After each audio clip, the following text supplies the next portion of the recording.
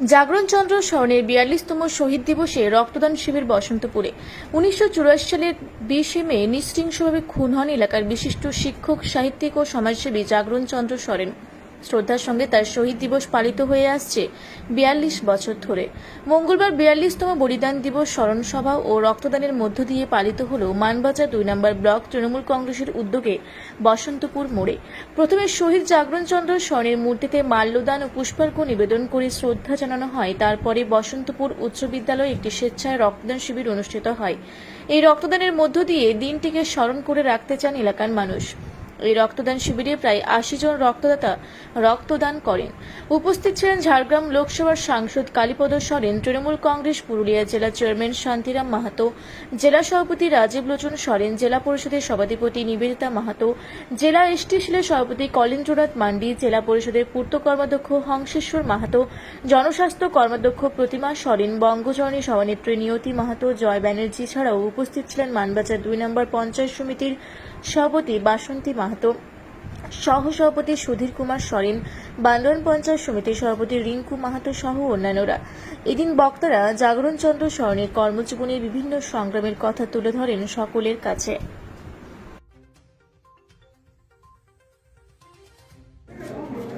শ্রদ্ধানুষ্ঠানের আজকের দিন কি বলবেন? আজকের দিনটা আমাদের কাছে একটা তো দুঃখের দিন, তার কারণ ঐতিহাসিক ১৯৮৪ সালে ২০ মে আমাদের সহকর্মী এবং তখন আমরা যারা রাজনীতি করতাম আমাদের তিনি সহকর্মী ছিলেন এবং সেই সময় এই এলাকার সমাজ করে এগিয়ে যেতে পারে তার জন্য তিনি বিভিন্ন সময় প্রতিবাদ করতেন এবং রাজনীতির সঙ্গে যুক্ত ছিলেন এবং তাকে সেই সময় অকালে যেতে হয়েছিল, অর্থাৎ তিনি খুন হয়েছিলেন, কিছু দুষ্কৃতির দ্বারা তিনি হয়েছিলেন। সেই সময়ও আমি এসেছিলাম এবং এটি সিঙ্গির আলোচনা আমরা সেই সময় রাজনীতির সঙ্গে যুক্ত ছিলাম, তারা এসেছিলাম। কিন্তু সেই সময় এমন একটা আতঙ্কের পরিবেশ এলাকাতে ছিল, এই সময় মানে প্রত্যক্ষভাবে কেউ সামনে এসে বলবে যে খুন করেছে বা এই খুনের সঙ্গে জড়িত বলার মতো সেই সময় খুঁজে পাওয়া যায়নি। এরকম একটা পরিস্থিতি এলাকাতে কিন্তু ছিল, একটা সন্ত্রাসের অভাব বিরাজ করছে।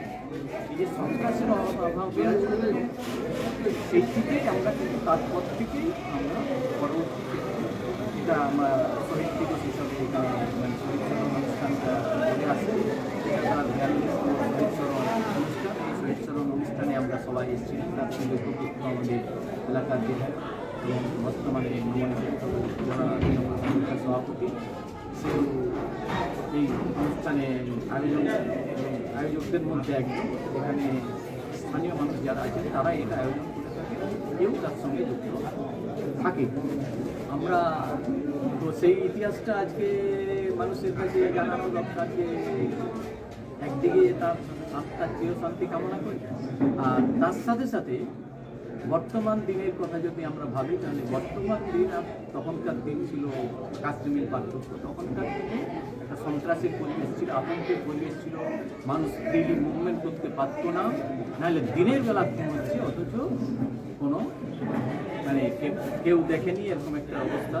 তখন কুকুর নিয়ে আসতে হয়েছিল সেই দিন। তখন আমি বিধানসভা সদস্য ছিলাম, আমি এসেছিলাম, কেবিসি এসেছিলেন, আরও অনেকেই এসেছিলেন, কর্মীরা হাজার হাজার মানুষ সেই সময় এসেছিলেন।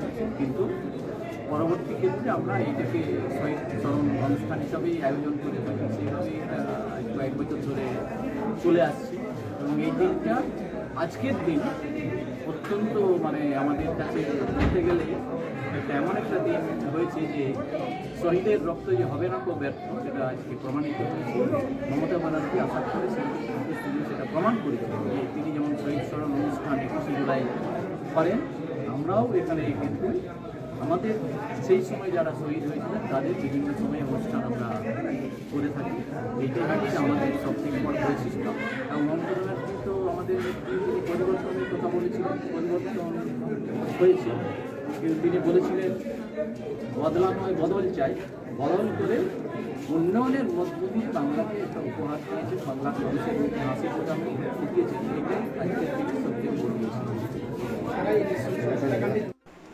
বোরো থেকে দিব্যেন্দু মাহাতোর রিপোর্ট, রূপসী বাংলা মিডিয়া।